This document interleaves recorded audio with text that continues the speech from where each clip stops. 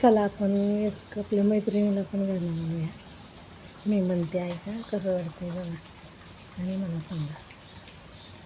तुझा माझा बाहुगपणा कसा पडला नळागवारी हीन जगाच्या डोळ्यावरी. तुझा माझा बाहुगपणा तुझ्यापणाला काय मी देऊ एक लवंग दोघी खाऊ. तुझा माझा बाहुगपणा जनलोकाचं दुःख ग पोट झाडव्याचा लावू कुठ.